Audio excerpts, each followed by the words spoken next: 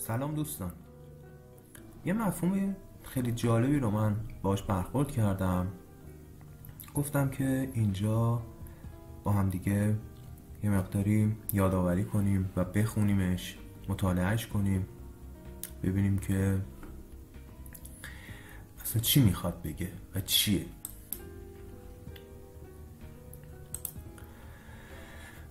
مفهوم هزینه فرصت. خب ما به طور معمول دو نوع هزینه داریم توی زندگی. وقتی میخوایم یه چیزی رو به دست بیاریم دو نوع هزینه باید بابتش پرداخت کنیم. هزینه نوع اول و هزینه مستقیمه.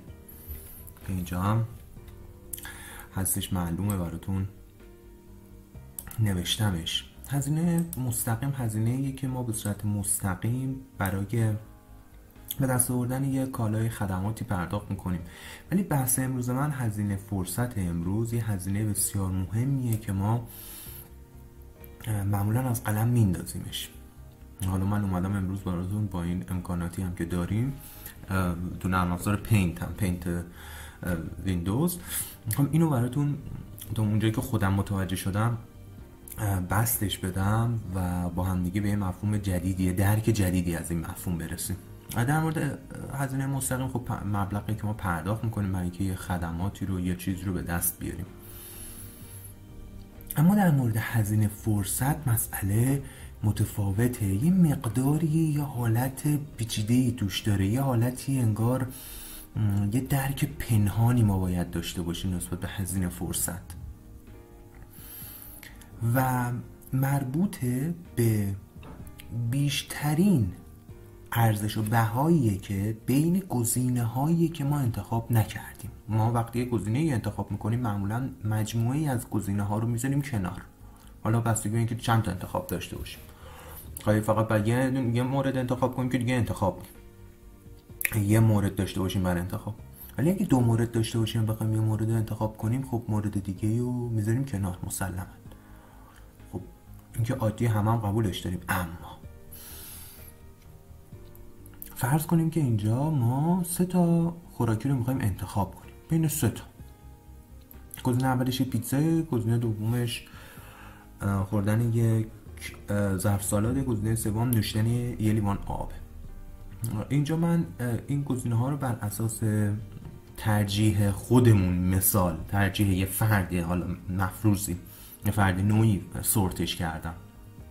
شما میتونید جابجا هم بکنید. گزینه اول مثلا سالاد باشه و یا گزینه دوم مثلا ظرف آب باشه. اما مسئله اینجاست که ما تو این مثال فرض میکنیم که فرد گزینه اول رو انتخاب میکنه و اینجا خوردن یه پیتزا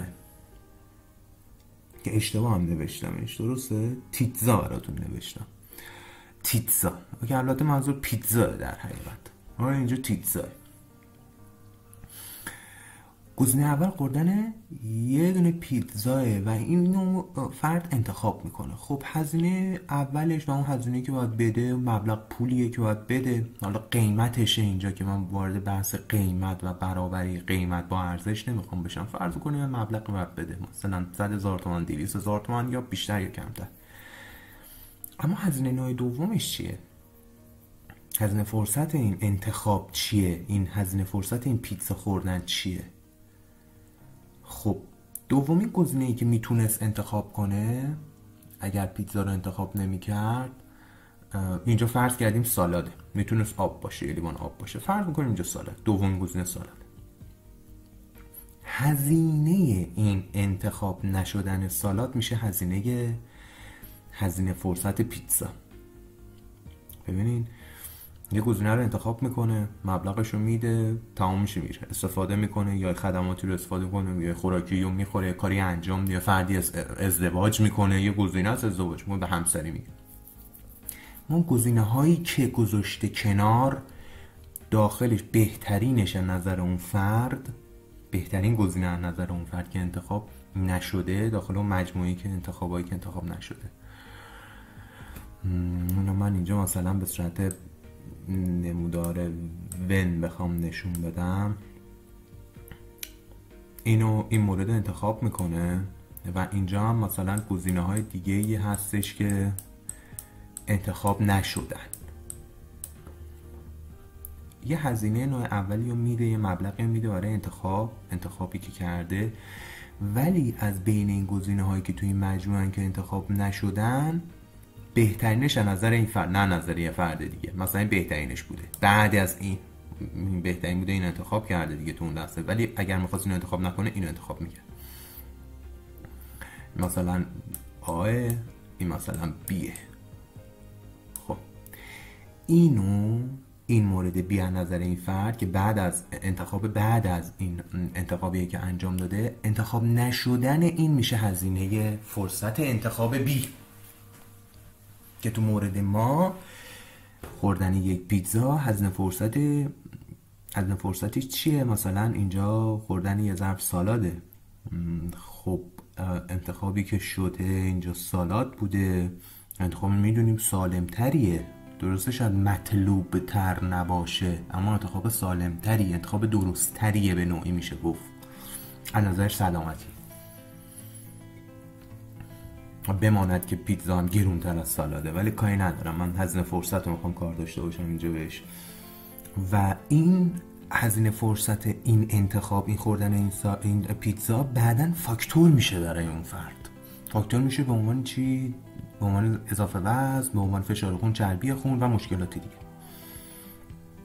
شما خودتون در مورد تحصیل، در مورد ازدواج، در مورد کار، در مورد هر چیزی میخواین حساب بکنید، انتخابی که دارین اینجاست، این انتخاب رو انجام میدین، راهو میرین، ولی مجموعه ای از اونایی که گذاشتین کنار بهترینش از نظر شما، انتخاب نکردنش به عنوان هزینه فرصت این انتخابیه که ما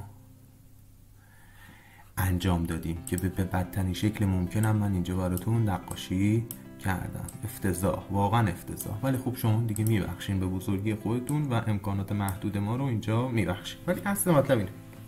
پس اینو میخوام آخر سرش همه اینا رو گفتیم به این برسیم، مهمترین هزینه توی زندگی هزینه فرصته، نه اون هزینه اولیه. ناره هزینه اولیه ممکنه بگیم آقا مثلا پول نی، وقت خیلی مهمه، اوکی درسته، اما مهمتر از اون چیه؟ به بیان دیگه مهم نیست ما چی رو انتخاب میکنیم، مهم اینه که چی انتخاب نمی کنیم.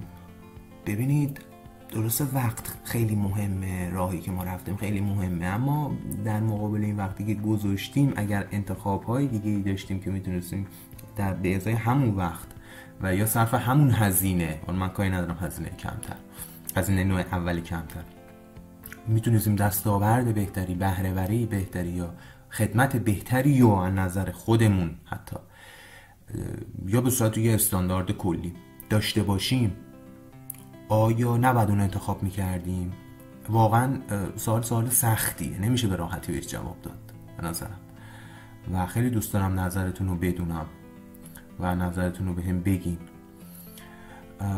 به نظرم هزینه فرصت مفهوم فقط اقتصادی نیست، تو کل زندگی در موردش ما میتونیم مصداق پیدا کنیم، مثال پیدا کنیم، و حتما بازم من برخورد کردم به این مفاهیم قشنگ که به درد هممون میخوره، براتون یه تفسیری، یه فکری که خودم در موردش دارم و به اشتراک میذارم.